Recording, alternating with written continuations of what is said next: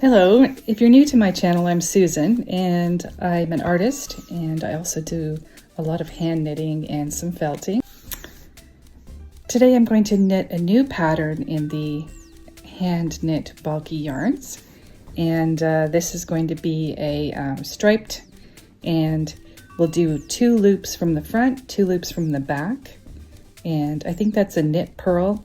I am not a knitter, so I don't know the proper terms, and I'm just teaching myself how to do the hand knitting and then teaching you guys. So enjoy and follow along. Thanks. This is the striped blanket we're going to make with hand knitting. I used the Cozy Comfort product in the blue. And we're going to start this just the same as we start the regular hand knitting. So you wrap the yarn around your hand and make a loop. Then you start a chain by pulling the yarn from behind into the loop.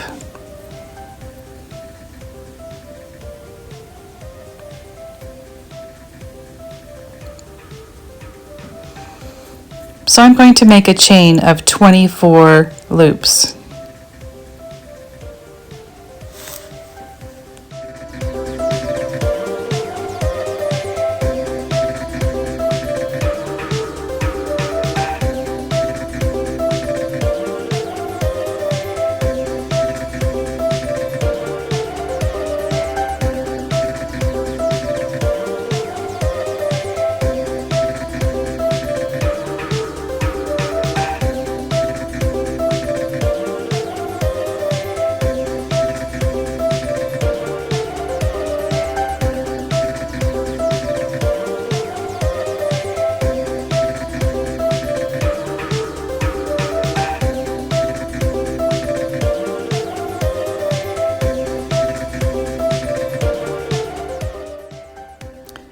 So when we made our chain, we made sure that our loops were all the same size so that it was consistent. And now, working from the right side, I'm pulling 2 loops through, well, 1 loop at a time in the first 2 humps, and pulling from behind. So we have 2 loops standing up. And then the next 2 loops are going to be pulled from the front to the back. And then the 2 loops after that from the back to the front. So we're alternating 2 from the back, 2 from the front, 2 from the back, 2 from the front. And we're doing that all the way across.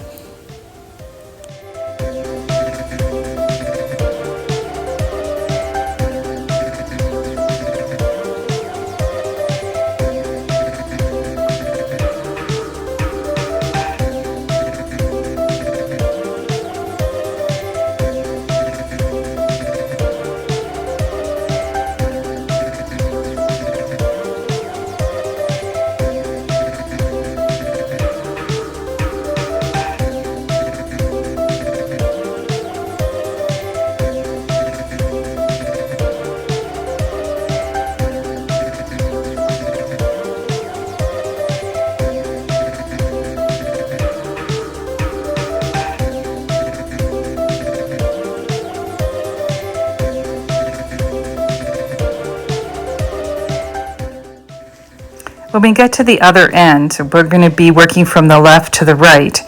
And now we have to follow the same pattern. So if you ended with 2 from the back, then you have to start with 2 from the back. This is how we're going to get the stripe effect. So we're going to do the same thing across from left to right. 2 from the back, 2 from the front, 2 from the back, 2 from the front. When you've finished your first ball or skein of yarn, then you need to attach the second one. Often hand knitters will just tie a knot between the 2, but I don't like that because it leaves a bump in the blanket. I prefer to sew 2 pieces together, and then the bump won't show. You can't see where you've started or finished or started a new ball of yarn. So what I do is overlap the new yarn with the old yarn about 1.5 inches. And I do a slip stitch with a thread and needle that's a similar color, and then it disappears.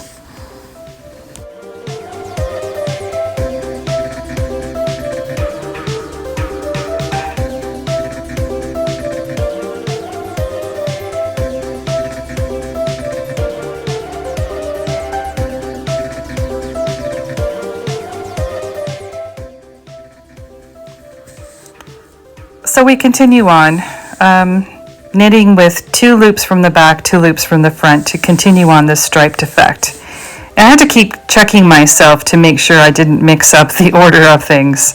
So take your time and do it correctly, and check yourself every once in a while what you've done to make sure you haven't made a mistake, because you don't want to take out several rows just to fix an error.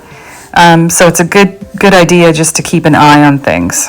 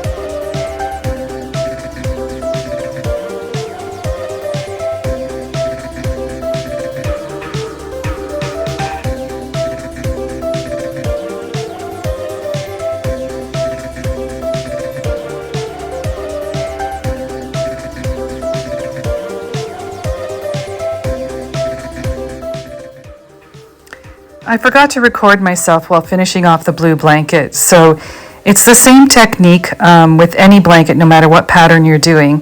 You want to have about 3 lengths or 3 widths of your yarn left in order to work with this, because you need to make your loops a little bit larger. They need to stretch a little bit further.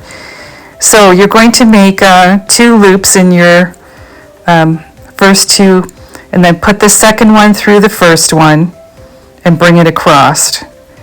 Then take your yarn and do a loop from behind in your third loop and bring it through that large one.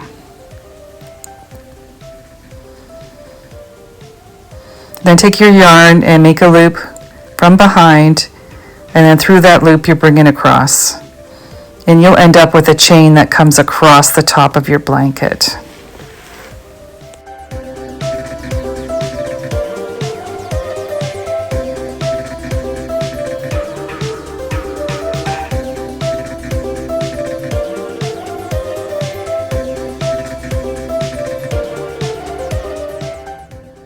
And when you've come to the end, just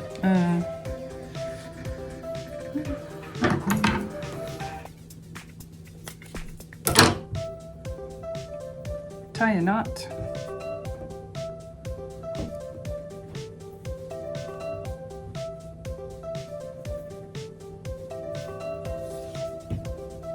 And just gently tug.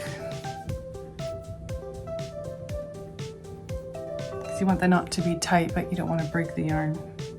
And then just slip this in. Just weave it back in.